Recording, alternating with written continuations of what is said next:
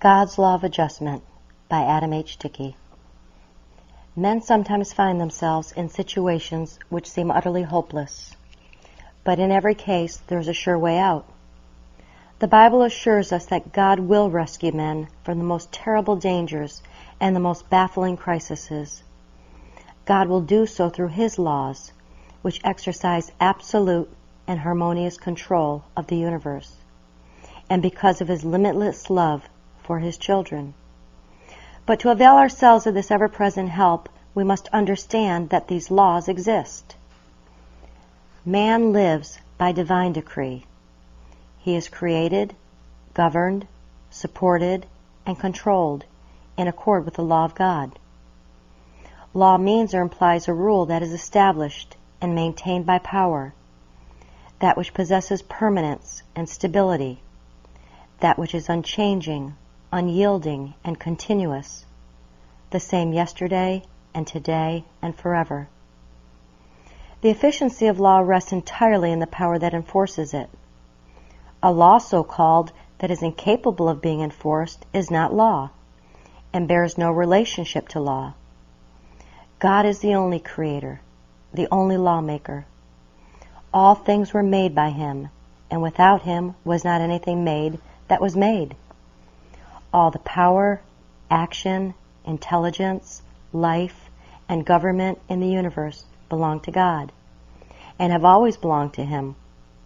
He is the supreme ruler, and does not share His power with another. Paul said, "The law of the Spirit of life in Christ Jesus hath made me free from the law of sin and death." So too we know that the law of the Spirit of life frees us from the law of sin and death. Why? Because all the power there is on the side of the law of life, and that which is opposed to this law of life is not law at all. It is only belief.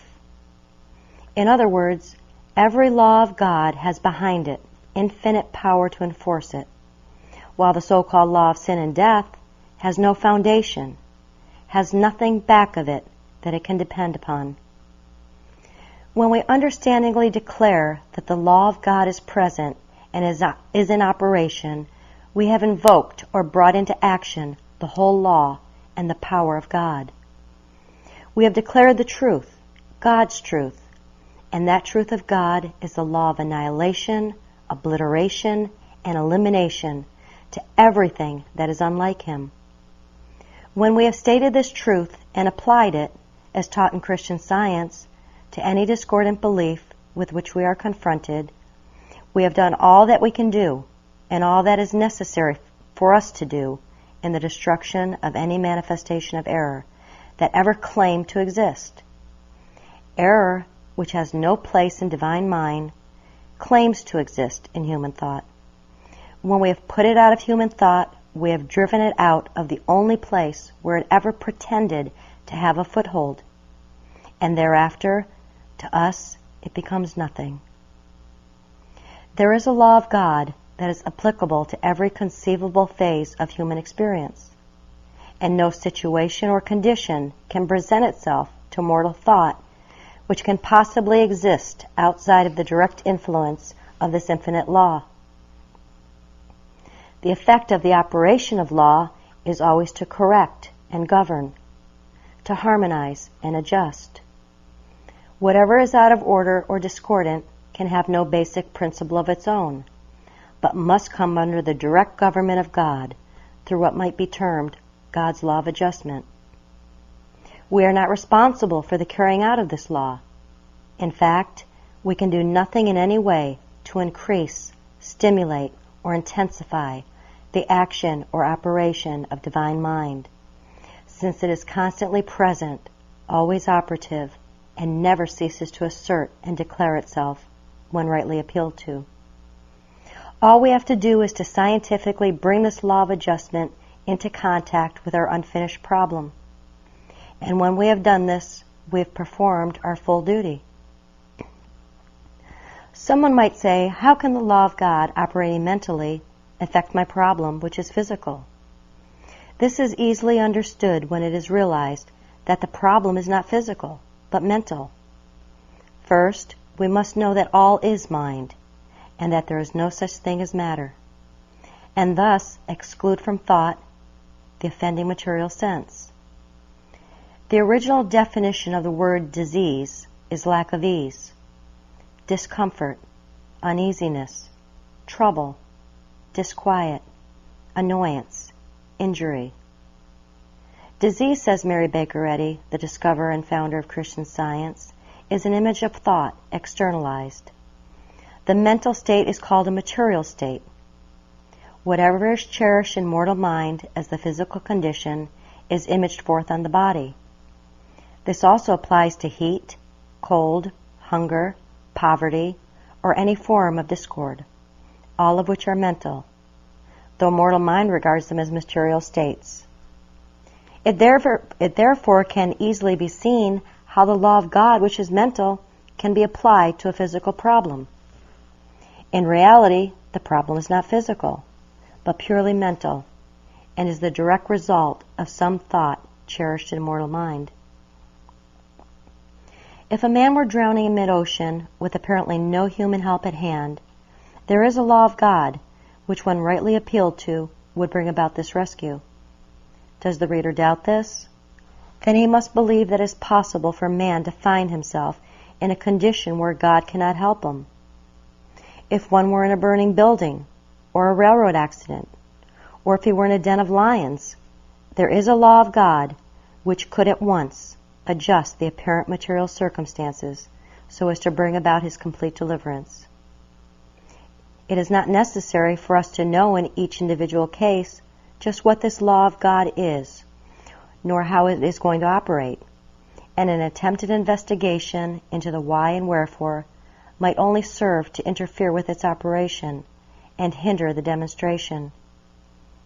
Any fear on our part, occasioned by the fact that divine mind does not know of our plight, or that infinite wisdom lacks the intelligence necessary to bring about a rescue, should be instantly put out of thought. On page 62 of Science and Health with Key to the Scriptures, Mrs. Eddy writes, "The divine mind, which forms the bud and the blossom, will care for the human body, even as it clothes the lily, but let no mortal interfere with God's government by thrusting in the laws of erring human concepts." The trouble with us usually is that we want to know just how God is going to help us, and when the good results are to be experienced. Then we will pass judgment upon it and decide whether we are ready to trust our case in His hands. Let us see, then, where God's law of adjustment operates. God has no need of being adjusted. The only place where there is any demand for adjustment is in human consciousness. But unless human consciousness appeals to the divine law, unless it is willing and ready to lay down its own sense of human will and stop human planning, put aside human pride, ambition, and vanity, there is no room for the law of adjustment to operate. When we in our helplessness reach the point where we see that we are unable of ourselves to do anything, and then call upon God to aid us, when we are ready to show our willingness to abandon our own plans, our own opinions, our own sense of what ought to be done under the circumstances, and then have no fear as to the consequences, then God's law will take possession of and govern the whole situation. We, however, cannot expect that this law will operate in our behalf if we indulge any preconceived ideas as to how it should do its work.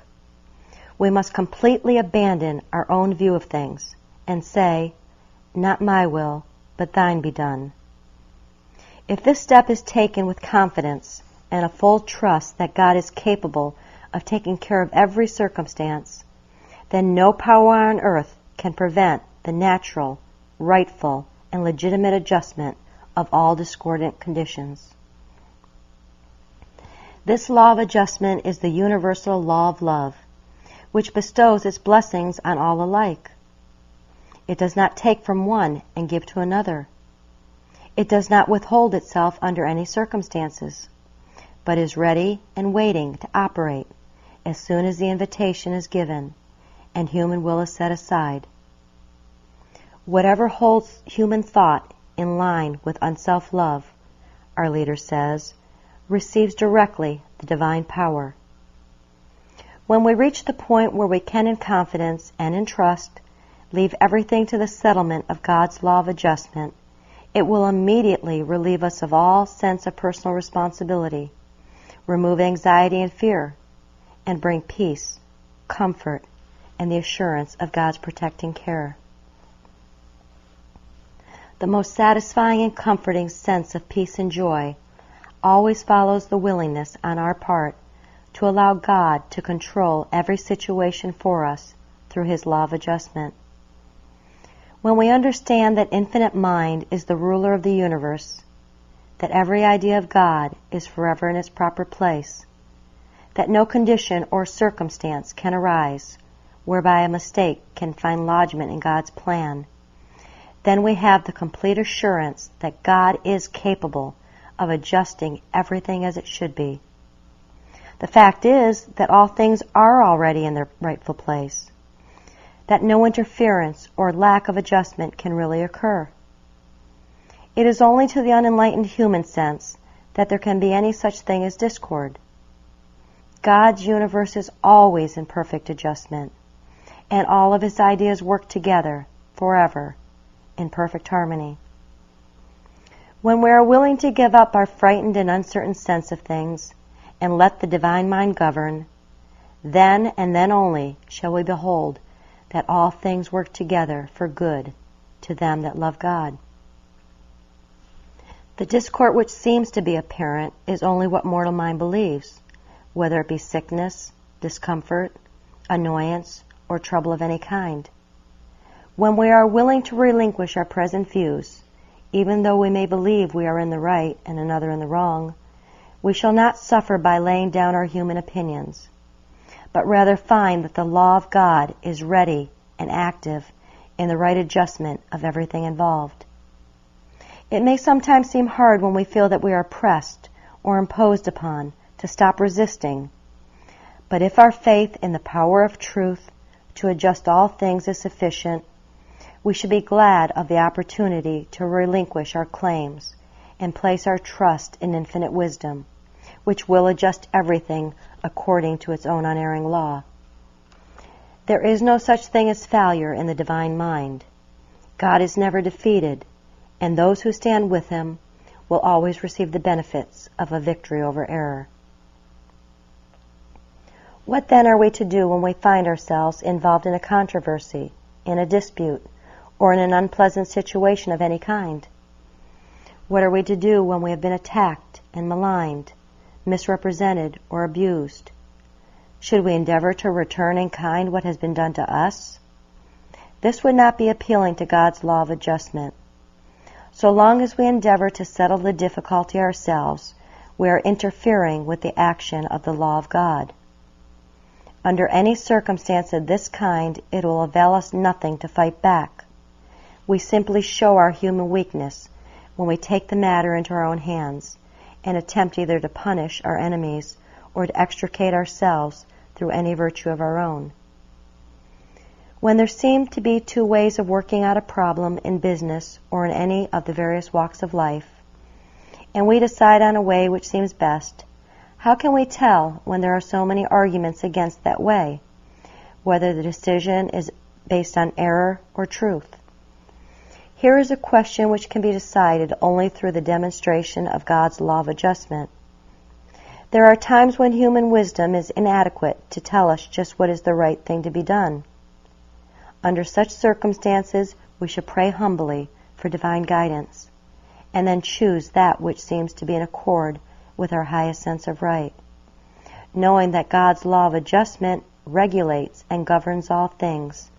And even if we choose the wrong way, we as Christian scientists have a right to know that God will not allow us to continue in a mistake, but will show us the right way and compel us to walk therein.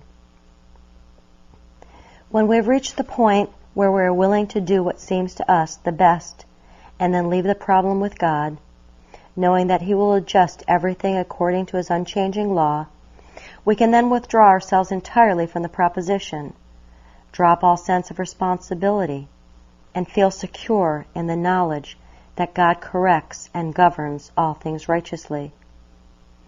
All we ever need to do is that which is pleasing in the sight of God, that which conforms to divine requirements.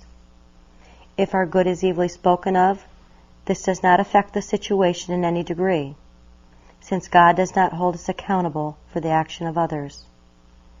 Our responsibility ceases when we have complied with the demands of good, and there we can afford to let any question rest. It makes no difference how much is at stake or what is involved. If we succeed in getting ourselves out of the way, we can then be satisfied with the words of the prophet. The battle is not yours, but God's. Set yourselves, stand ye still, and see the salvation of the Lord. We cannot hope to work out of this human sense of existence without making mistakes. We may make many, but will profit by them all. We are at liberty to change our belief of things as often as we get new light. We should not let our vanity compel us to adhere to a proposition simply because we have taken a stand thereon. We should be willing to relinquish our former views and change our thought on any subject as often as wisdom furnishes us with enlightenment. Christian Scientists are sometimes accused of being changeable. What if they are, if it is always God that changes them? Is a Christian Scientist any less a scientist because he changes his mind? Is a general less fit to lead his army because in the heat of battle he changes his tactics under the guidance of wisdom? A too determined sense of carrying out a preconceived plan is more likely to be the enthronement of erring human will. Christian Scientists are Minutemen, armed and equipped to respond to any call of wisdom, always ready and willing to abandon personal views or opinions and to allow that mind to be in them which was also in Christ Jesus. The Bible contains many assurances of God's protecting care for man and of the divine law through which this protection operates. Here are just a few examples found in the King James Version of the Bible. The Lord shall preserve thee from all evil. The Psalmist, 121, line 7. Am I a God at hand, saith the Lord, and not a God afar off? Can any hide himself in the secret places, that I shall not see him, saith the Lord? Do not I fill heaven and earth, saith the Lord? Jeremiah 23, 23 and 24. Search me, O God, and know my heart. Try me, and know my thoughts, and see if there be any wicked way in me, and lead me in the way everlasting. Psalms 139, 23 and 24. And thine ears shall hear a word behind thee, saying, This is the way, walk ye in it, when you turn to the right hand and when you turn to the left. Isaiah 30, 21. For I am persuaded that neither death nor life, nor angels nor principalities, nor powers nor things present, nor things to come, nor height nor depth, nor any other creature shall be able to separate us from the love of God, which is in Christ Jesus our Lord.